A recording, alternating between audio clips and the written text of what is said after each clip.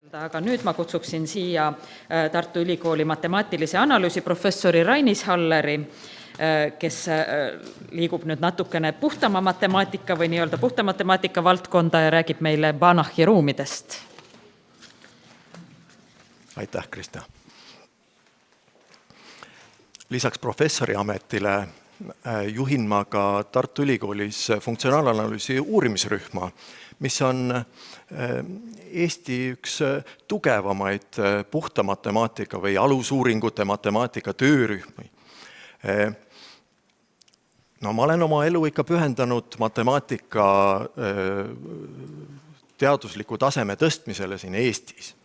Ja minu teadustöö on tegelikult seotud matemaatilise analüüsiga, aga mul on tunne, et me peaksime siin natukene lahti võtma, mis see matemaatika on. Siin ma olen värvidega, 3 värviga püüdnud edasi anda nii analüüsi, algebra kui ka geomeetria osa. Analüüs on väga suur osa matemaatikast ja koos algebra geomeetriaga moodustavad nad suure osa, valdava osa matemaatikast. Ja kogu rakendusmatemaatika või väga paljud loodusteadused saavad oma matemaatika toe siit, aga just matemaatilisest analüüsist. Matemaatilise analüüsi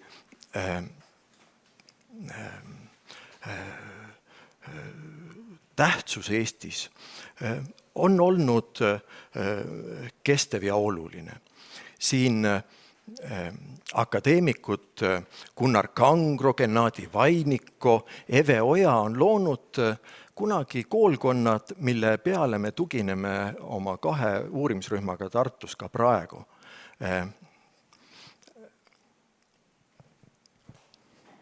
Minu uurimistöö keskus on funktsionaalanalüüsis. Ja funktsionaalanalüüs on oma olemuselt lõpmatu mõõtmeliste vektorruumide omaduste ja nende vaheliste seoste uurimine. Nüüd, siin põimuvad algebraline, analüütiline ja geomeetriline mõtlemine. Funktsionaalanalüüsi põhiline uurimisobjekt on Banachi ruum. Banachi ruumi mõiste on eukleidilise ruumi üldistus ja seega algidees on ta meile tuttav. Nüüd, minu tähelepanu on olnud Banachi ruumi geomeetria ja selle mõju uurimisel. Ma olen toonud siin 5 teemat eraldi välja. 2 neist teemat on sellised, mille juures olen ma sünnist saadik, nende teemade sünnist saadik ise olnud.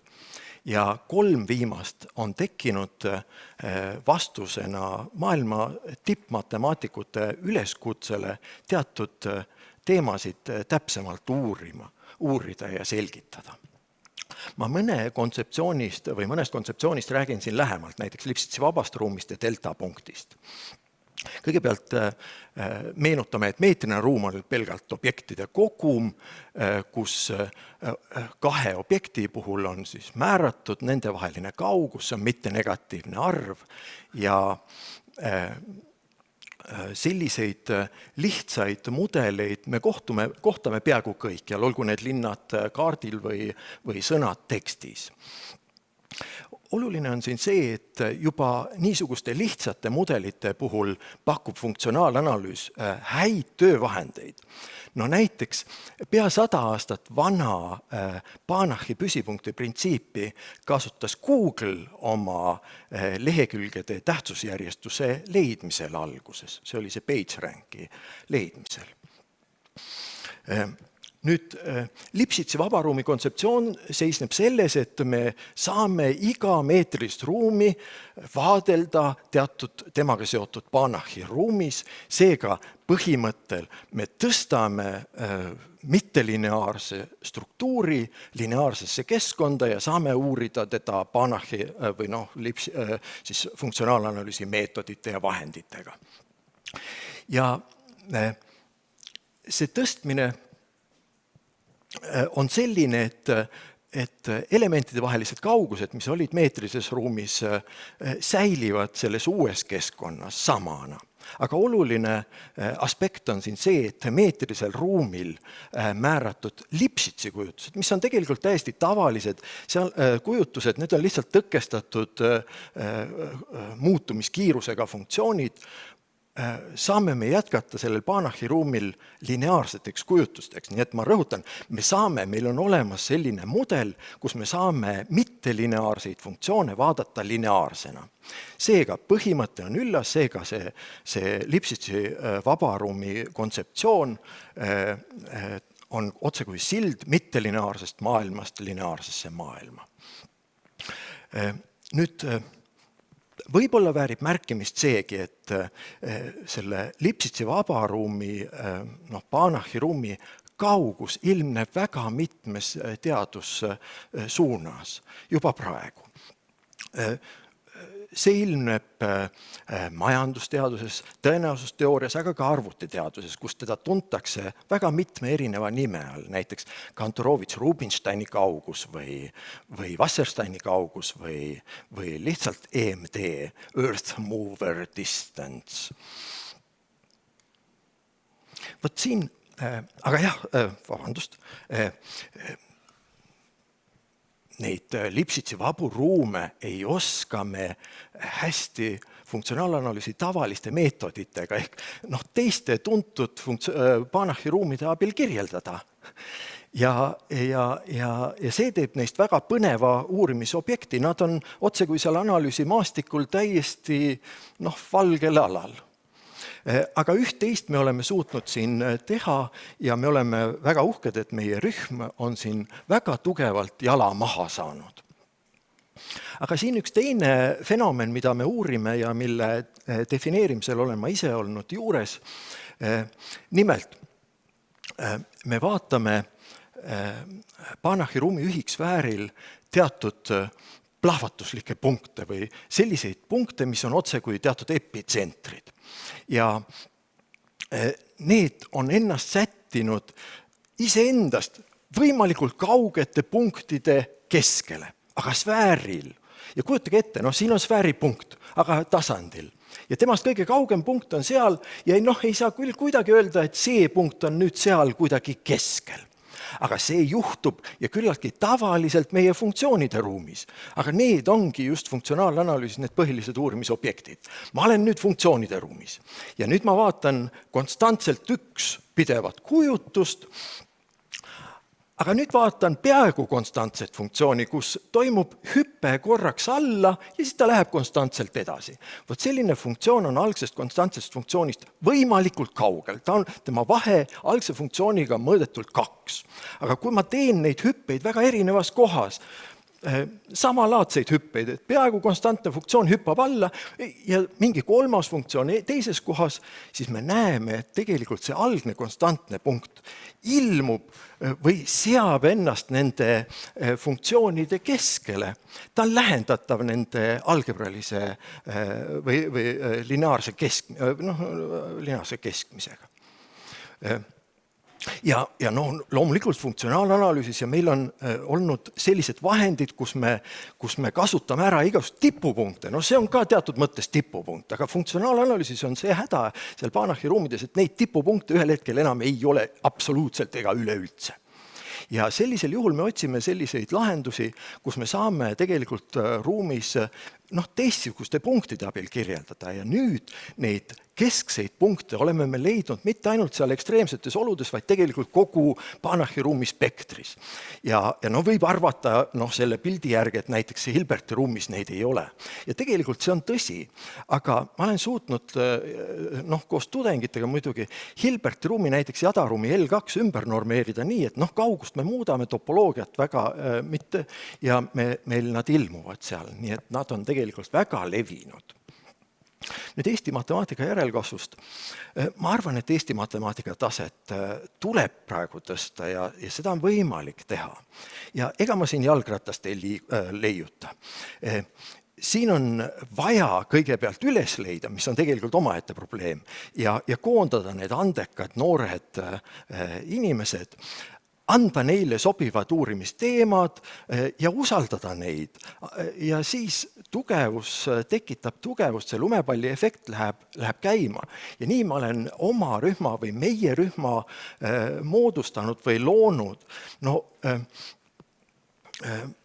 Siin on praegu 2 vanemat tegelast, mina ja Märt, kes on tegelikult Eveoja endised õpilased.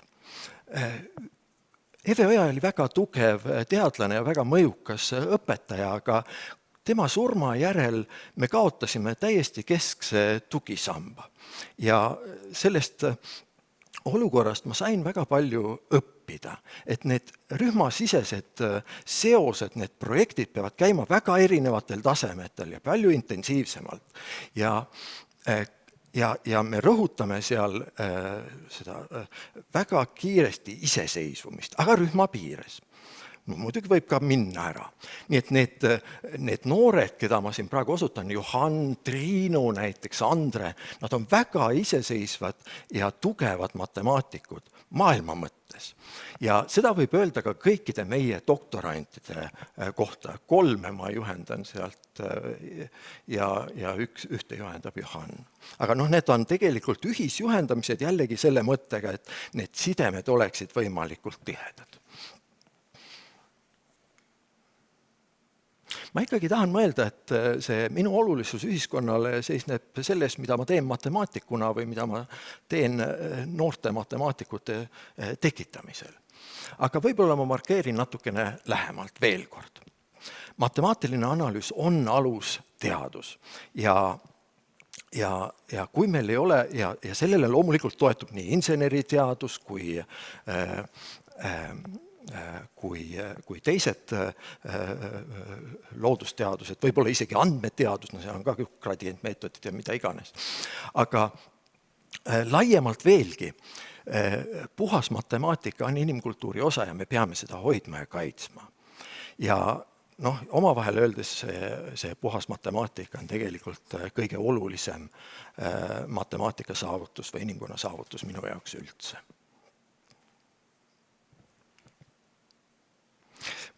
Ma näen tegelikult siin Teaduste Akadeemias enda rolli alusteadusliku mõtlemise ja kaitsjana ja hoidjana. Sest tegelikult alusteadustest alles kasvavad välja rakendusteadused ja meie eest võidakse ka need alusteadused ühel hetkel lukku panna, kui me sinna sihipäraselt ei panusta. Aitäh!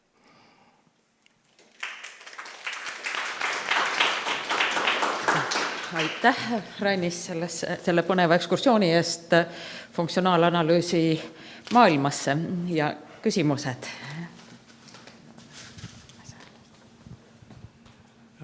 Erialast tulenevalt ma tean, mis asi on Hilberti ruum, sa mainisid ka seda, aga mis on Banachi ruum, kui saaks seda iseloomustada, mille poolest ta erineb Hilberti ruumist?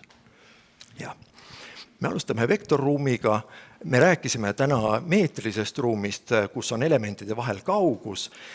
Seega vektorruum, mille elementide vahel on kaugus, seega meil on topoloogiline struktuur, see on siis kauguse struktuur ja siis on meil olemas algebraline struktuur, aga nad mängivad veel omavahel kokku ka hästi. Niimoodi näiteks, et algebralised tehted on pidevad.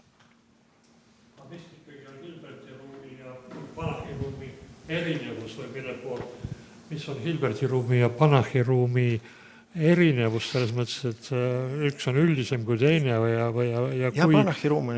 ja siis milles see seisneb? Väga lihtsalt. Hilberti ruumis me suudame mõõta ka vektorite nurka või vähemalt seda, kas need vektorid on risti. Seal see geomeetriline struktuur on tekitatud skalaarkorrutise poolt. Banachi ruumis on püütud seda ristumist või nurka defineerida ja seal on tegelikult 5-6 erinevat võimalust selleks, aga ühtset ja head ei ole. Aitäh, kas on veel küsimusi? No. Mart Saarma. Aitäh. Mis te arvate, kas teil on šanssi saada Fieldsi medal? Kindlasti ei ole, vanuse piir on käes. Ma tunnen ja olen käinud Viltsi medalite või medalistide ettekannetel. Nad on superandekad, aga sinnani peab hakkama sammuma. Keegi peab mitte unistama, vaid tegelikult tegema esimese põlvkonna sinna vahele, teise, kolmanda ja ma usun, et ma olen sinna teel. Meie uurimisrühmas, see Joel, prantslane, on tegelikult seotud, ega seal ei ole ainult Viltsi medal, eks ole, seal on teisigi ja Soomes me teame Nevanlinna auhinda isegi, eks ole. Aga vot see prantslane on meil sellest koolkonnast seal. Nii et need sidemed vaikselt, aga keegi lõpetab ära unistamise, et võtame ERC või Viltsi medali või ERC grandi, sinna poole saab liikuda süsteemse tööga. Kommenteeriks kohe siia kõrvale, kuna ma tean, et mõni Rainise hiljuti kaitsnud doktorant võib küll sinna poole teel olla, mõeldes siin Triinule või? Jah. Ma küsiksin ka siis niimoodi, et tegelikult Jaan Kalda joonise peal oli spordisaavutused olid pandud joone peale ja seal oli näha, et need tipud hakkasid eristuma järjest suuremate hüpetega, et mass ja siis tipud. Matemaatikasse ja statistikasse tegelikult tuleb ju päris hästi praegu tudengeid. Bakalaureusesse astub suur hulk matemaatikasse, aga suur ärakukkumine toimub magistratuuri ja näha, et mõned ikkagi jõuavad doktorantuuri ka, aga suur ärakukkumine toimub magistratuuris, et mis seal hariduses nagu siis sellel hetkel katki läheb, et ei minda edasi enam magistrit õppima puhtas matemaatikas? Neid ei ümbritse enam matemaatikud. On majandusteadlased ja Ei. Mingil hetkel, seal on mass inimesi ümber. Need noored inimesed on praegu, viimases nõukogus tuli see välja, nad ütlevad, nad on väsinud. Tegelikult ei tohi olla noor inimene väsinud, neile tuleb anda aega, aga meil on tihti hüpatakse. Võtame Soome, võtame Uppsala, kus tegelikult keskendutakse ühele või kahele ainele korraga. Meil tudeng võtab 5-6 ainet, kõik tahavad nende tähelepanu. Seal toimub üks hüppamine, mitte enam. Ja võib-olla see 6 ainepunktiste ainete süsteem lihtsalt selliselt ei tööta. Et peaks tegema 12 ainepunktiseid? Need ei pruugi olla 12-punktised. Berliini Vabaülikoolis matjanalüüs 3 on hoopis 11 punkti. Rootsis, seal on jällegi küsimus, kas on 4 jaotatud või 8 jaotatud. See semester annab näiteks 7,5 punkti, 1, 2, 3, 4 matjanalüüsi kokku tuleb sealt 30 punkti. Meil miski pärast vähem. Seal võetakse ja antakse seda matemaatikat poole eest vähemalt kogu põhiõppest, vähemalt 2 esimesel. Kas siis on oht, et läheb tunnel nägemine, et tuleb liiga kitsas vaade ühte erialasse? Me jooksutame nad katki ja sihipärast tööd nendega tegelikult arendamises ei tehta minu arust. Ja aega peab andma ja tegelikult tuleb keskenduda põhilisele. Me keskendume nagu ei tea millele juba. Kuni seda diskussiooni võiks tegelikult pikalt jätkata, aga Marisel on ka veel üks kiire küsimus, aga meil aeg surub peale. Aitäh, et mul matemaatika minu koolipõlve armastus, aga nüüd sinu ettekandest, kas sa saad mulle ühe lausega öelda, kas, võib-olla mitte üldse, aga kas neid tulemusi kuidagi saab ka rakendada, mis puhas matemaatikaga, mitte et see peaks olema nii, see ei pea üldse nii olema, aga võib-olla on su näide mingisugune selle kohta? Ma ei alusta endast. Tegelikult puhas matemaatika, ja seda ei ole mina öelnud, seda võtame lahti Hardid, tsitaadid või puhas matemaatika on oma olemuselt lõpmata palju kordi enam rakendatav kui ükskõik milline rakendus ise. Ja teda võib-olla lõpuks ka kasutatakse, aga puhas matemaatika on omajagu ka koprutamine. Me ei tea, mis on oluline, mis mitte veel tollel hetkel. Ma tõin välja siin selle Lipsitsi vabaruumi kauguse esinemise väga mitmes kohas. Kui me seal saame pisutki rohkem selgust, võib-olla see on väga väike jupikene sinna rakendusse. Aga teisipidi näiteks, see sama Banachi püsipunkti printsiip, mida kasutas Google, seda teavad absoluutselt kõik meie baka lõpetajad. Seal oli vaja ainult ükskõik millise meie baka tudengiga seda koostööd teha. See ei ole midagi müstilist. Need õiged asjad on tegelikult juba õpetatud. Nii, aga aitäh veel kord ja